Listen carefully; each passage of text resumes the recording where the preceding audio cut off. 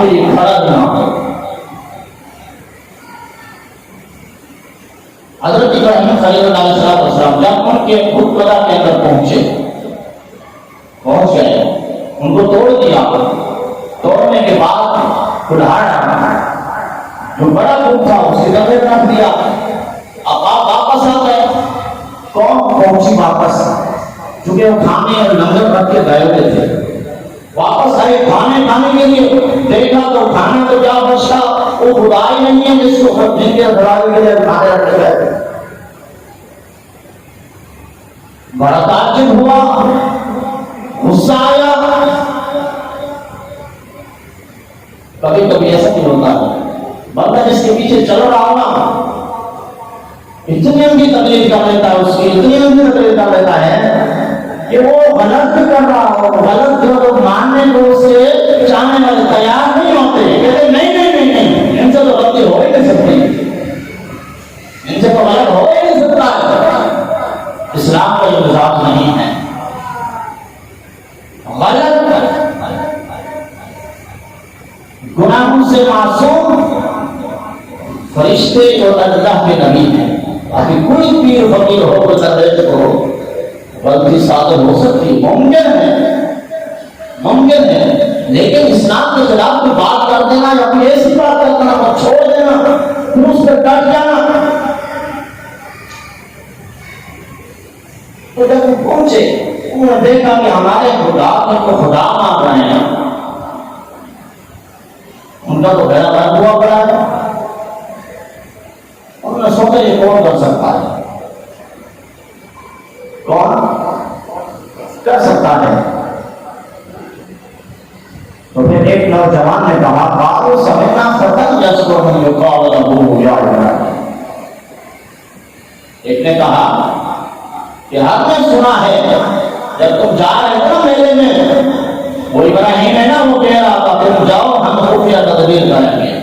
وہ بار بار کہتے تھے کہ کبھی آؤ نا ہمارے پاس، کبھی آؤ نا ہمارے پاس۔ کیا مطلب ہے آؤ نا کبھی ہمارے؟ یہ مطلب یہ ہے کہ بلاتے ہیں کسی طرح کو اپنے شکنجے میں، اپنے منجے میں پھنسائیں، اپنے نظریات بتائیں کہ ان کو تو پتہ نہیں تھا، یہ تو دنیا کو ہدایت دینے کے لیے آئے ہوئے ہیں، یہ تو اللہ کے نبی بن گئے ہیں۔ آج اس قوم کے اندر اس طرح کے بہت سے طرح موجود ہیں، دسترخوان لگا کر کہتے ہیں آئے نا، آئے دین کی بات سنیں، ہم آپ کو دین کی بات بتاتے ہیں۔ پھر دین کی بات بتانے کے جگہ میں دسترخوان پہ کھانا کھلا دیتے ہیں، پھر کہتے ہیں نبی تو کچھ نہیں جانتے، آپ کہاں چلے ہو؟ نبی تو شاید نہیں، اللہ کے ولی تو کچھ چیز نہیں ہے۔ پھر دین کی یہ بات بتاتے ہیں، یہ دین سکھا رہے ہیں۔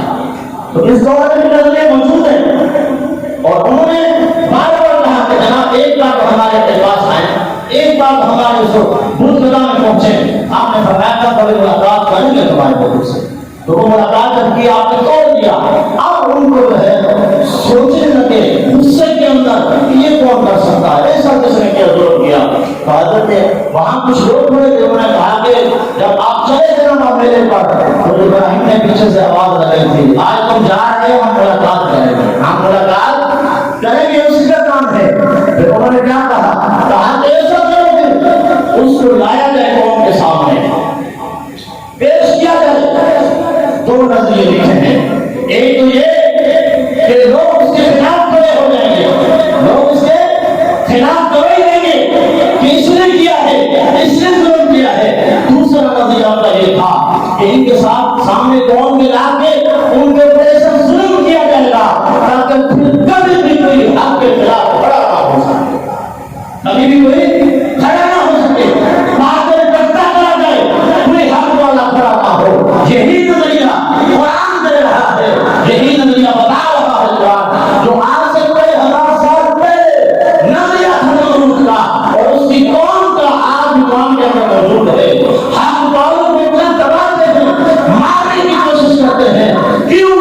اس لیے کہ ظلم ایسا کیا جائے کبھی بھی قوم دوبارہ نہ ان سے رسالت پہ کھڑے ہونے کے لیے تیار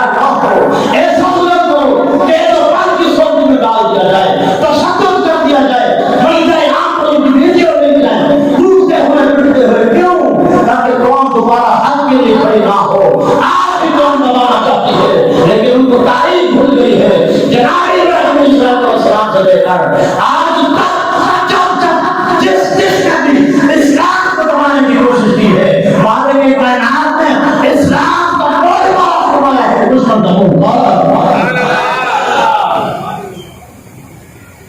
کبھی کبھی ایسا ہوتا ہے مظاہر کو تو اپنی گاڑ لگتا ہے، لیکن اس کے اندر جو چل رہا ہوتا چل رہا وہ اس کو اندر سے برباد کر رہا ہوتا ہے، تباہ کر رہا ہوتا ہے۔ اور جیسا محترم یسوع سے چلا ہے حضرت ابراہیم اب قوم کے سامنے جا پائے، انہوں نے پوچھا کیا کہتے ہیں؟ کہتے ہیں قالوا انت فعلت هذا بآلهتنا یا ابراہیم، انہوں نے کہا کیا آپ نے کیا ہمارے خداؤں کے ساتھ ہے ابراہیم، یہ آپ نے کیا ہے؟ تو اللہ کے نبی نے ایک جواب ارشاد فرمایا جو ان کو سمجھ میں نہیں آیا۔ آپ نے فرمایا قال بل فعلہ کبیرہم ھذا فاسألوہ، بلکہ اسی نے کیا ہے جو ان کا بڑا ہے اس سے سوال کرو، اسی نے کیا ہے۔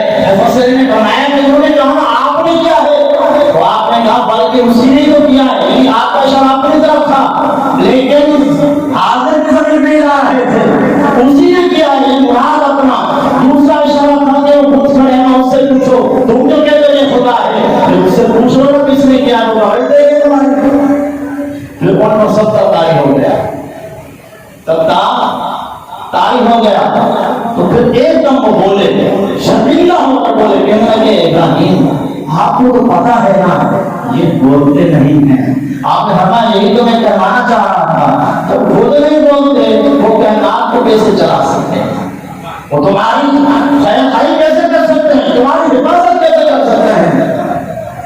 تو پھر کیا ہوا، پھر وہ قوم لوٹی، پھر انہوں نے آپ نے کو تبلیغ کی، جب وہ نہیں مانے تو پھر غصے نے آپ نے کہا قال حرقوا، آگ جلائی جائے۔ نمرود نے کیا کہا، آگ جلائی جائے تاکہ ظلم کیا جائے، ان کو ختم کر دیا جائے۔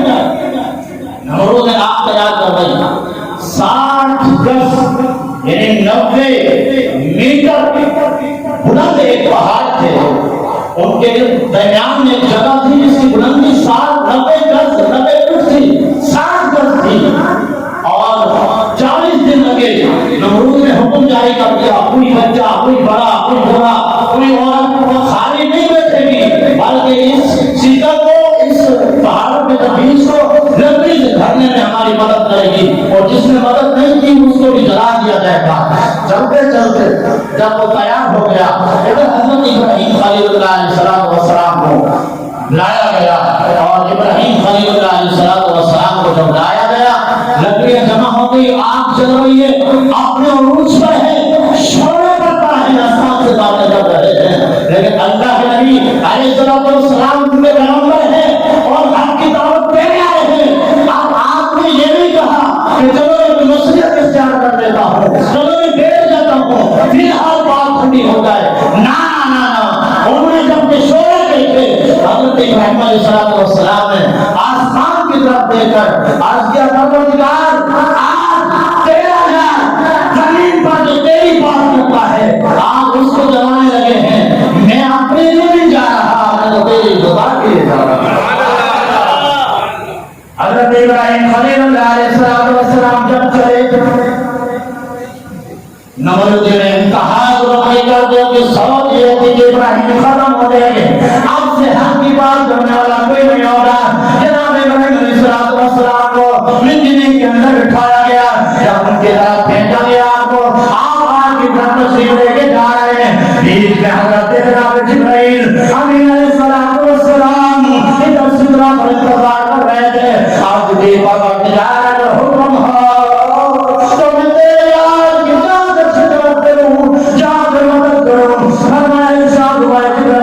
اگر وہ تیرے سے مدد لینا چاہتا ہے تو جاؤ، میری طرف اجازت ہے، جہاں کا جناب والا اس کی مدد کر لو۔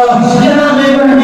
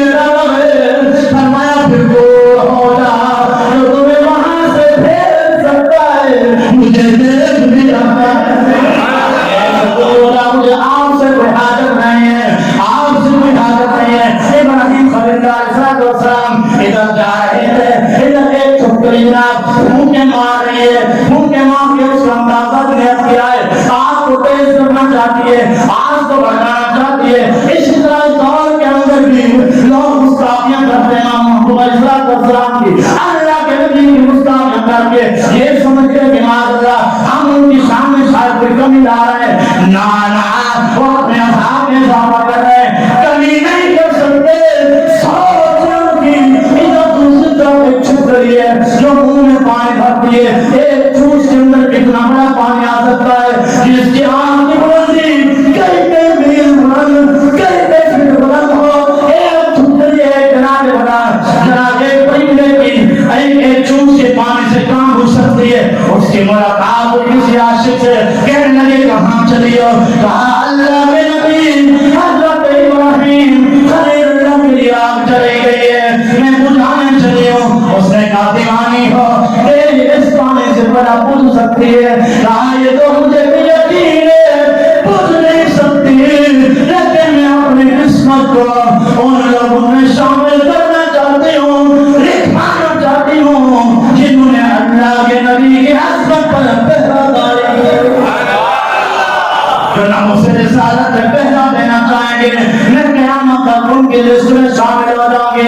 ये मंजर चलता रहा, चलते चलते हज़रत इब्राहिम खलीलुल्लाह अलैहिस्सलाम को जब आग के अंदर धक्का दिया गया, आग को डाल दिया गया, इधर बनाने वाला जिब्राइल अमीन ने ताक नीचे आकर तख्त बिछा दिया, इधर जब धक्का हुआ तो रास्ते में से हमेशा भारी चीज गिराई जाए ऊपर से, बड़ी जल्दी से नीचे जाती है, लेकिन एक जहां पर आप अभी पहुंचे नहीं थे, जनाबे जिब्राइल ने नीचे आकर इब्राहिम खलीलुल्लाह के नीचे तख्त बिछा दिया। इधर चलते मारे के कायनात में अपनी जान की जारी देखी, इसलिए फरमाया वक़ाल तबदल्लाहु खलीला, अल्लाह ताला ने अपने यार को इब्राहिम को खलील बना लिया है, दोस्त बना लिया है। यारों फिर दोस्त ऐसी हो जाए तो अपने यार को चलने नहीं देता, मालिक के कायनात ने यही पैगाम दिया है क़यामत तक आने वाले मुसलमानों को, लोगों अल्लाह उसके रसूल के साथ दोस्ती कर लो, कभी भी किसी मैदान में तुम्हें हार तुम्हारी हार नहीं होगी। इब्राहिम खलीलुल्लाह अलैहिस्सलाम को जब डाला गया, मालिक के कायनात ने फरमाया कुल्ना या नार कूनी बरदाओ व सलामन अला इब्राहिम, इरशाद हुआ आग में इब्राहिम पर ठंडी भी हो जा, सलामती वाली भी हो जा, मारे के कायनात में दो गजन गई, ठंडी भी हो जा, सलामती वाली भी हो जा। मुफस्सिरीन फरमाते हैं ये दो बातें क्यों इरशाद है, फरमाते हैं इसलिए लोग राजी बोले, फरमाते हैं हमारे लिए ना फरमाते सलामती वाली हो जा, तो आग सारी दुनिया की ऐसी ठंडी हो जाती, दुनिया के चूल्हे ठंडे पड़ जाते, सलामती वाले इसलिए फरमाया ज्यादा ठंडक इंसान को नुकसान पहुंचाती है। इरशाद हुआ है आग ये मेरा क्या है ना, ठंडी भी होनी है यार को सलामती भी देनी है। आप जब डाल रहे थे तो नमरूद ने क्या किया, हज़रत इब्राहिम खलीलुल्लाह को अपना कुर्ता पहना दिया, समझ आपकी कुर्ता पहना दिया। नियत क्या थी, नियत ये थी कि अगर बच गए तो कहूंगा मेरे कुर्ते ने बचा दिया, ये अगर चले गया तो फिर जान छूट गई। आजकल के डब्बा पीर भी कुछ इस तरह है ना, पीर अपने पेशेंट दुनिया देते हैं अपने मुरीदों को, मुरीद जाते हैं जनाब हजरत को बताएं ना जरा बेगम हमला है, लड़का होगा या लड़की, तो कहते हैं इंशाल्लाह लड़का होगा। जब बाहर आते हैं तो खलीफ हो गए लड़की होगी। अब खलीफ ने ताज्जुब करके पूछते जनाब अंधा को आप लड़का बता रहे हैं, बाहर के लड़की होगी, कहा बच्चा तो होना ही है ना, लड़का हो गया तो मार उनसे मारेंगे कि हमने जो बताया था लड़का होगा, कि लड़की होगी तो मैं कह दूंगा बाहर ने बता दिया था लड़की होगी तो मैं एहतियातन बताया था ताकि हमारा दिल ना टूटे। कुछ इस तरह करते हैं। तो इब्राहिम उसका नमरूद का भी यही ख्याल था, कहाँ पे कुर्ता पहना देता हूँ, बच गए तो میں میرے مردہ نے بتا لیا کہ چلے گئے تو پھر بات ہی ختم. لیکن قربان کے یمان کے کائنات میں علی ابراہیم کی قید لگئی. اے ابراہیم کلنا یا نارکونی بردوں سلامن علی ابراہیم, ٹھنڈی کے ابراہیم پہ ہونا, سلامتی باری کے ابراہیم پہ ہونا. جب اللہ کے نبی پہنچے وہاں مردہ جل گیا, رسی سے باندھے ہوئے تھے وہ جل گئی. جبرائیل جنت سے ریشمی لباس لے آ کر جناب ابراہیم کو ڈھلا دیا. اب وہ نمرود اوپر سے کھڑے ہو کر دیکھ کیا رہا ہے, جبرائیل ایک ریشمی لباس سے جناب ابراہیم کے پسینے صاف کر رہے ہیں. مجھ فرشتے ہوا دے رہے ہیں, اور جتنی بھی لکڑیاں ڈالی تھی جلانے کے لیے اللہ تعالیٰ نے ہر ایک لکڑی پر جو پھلدار تھی اس کو پھلدار بنا دیا, جو پھلدار تھی اس کو پھلدار بنا کر جنت کا باغیچہ بنا دیا. حضرت ابراہیم خلیل اللہ علیہ السلام کو ڈال دیا گیا. 40 دن یا 50 دن آپ وہاں تھے آگ میں, اس آگ میں فرشتے خدمت کر رہے ہیں. اور ادھر نمرود کی بیٹی اس نے دیکھا, دیکھو صحیح ہوا کیا ہے. دیکھتی ہے تو حضرت ابراہیم خلیل اللہ علیہ السلام تخت پہ بیٹھے ہیں اور فرشتے خدمت کر رہے ہیں. آپ نے ادھر محبت میں آ کر اس کو پہلے بھی پوچھتا تھا یہ بابا ظلم کر رہا ہے, یہ بندہ کے اتنے پیارے پیارے بندے ہیں, یہ ظلم ہے. اس نے چھلانگ لگائی. جب چھلانگ لگائی بظاہر تو آگ جل رہی تھی. جبرائیل آمین تو ارشاد ہوا کہ جبرائیل اب اس کا بھی بال نہیں جلنا چاہیے, اس کا بھی بال نہیں جلنا چاہیے. مالک کیوں؟ فرمایا کہ اس کے دل کے اندر میرے یار کی محبت آ گئی ہے. عرض کرتے ہیں مالک اس نے کلمہ نہیں پڑھا ہے. فرمایا کلمہ پڑھنے تو آئے ہیں لہذا اس کو نہیں جلانا. ایمان والو جناب ابراہیم کی بات سے پتا چلا جو اللہ کے نبی سے محبت کرتا ہو, اللہ کے نبی سے اپنی جان قربان کرتا ہو, مالک کائنات کو ان سے محبت کرنے والی چیز کو نہیں جل سکتا. جس کے دل میں نبی کی محبت ہو بنا وہ کیسے جل سکتا ہے, وہ کیسے چل سکتا ہے. نبی کی محبت نعرے لگانے سے نہیں. نبی کی محبت کیا ہے؟ فجر میں مسجد کے سمے خالی رہے. نبی کی محبت کیا ہے؟ عشاء میں 200 میں ہو.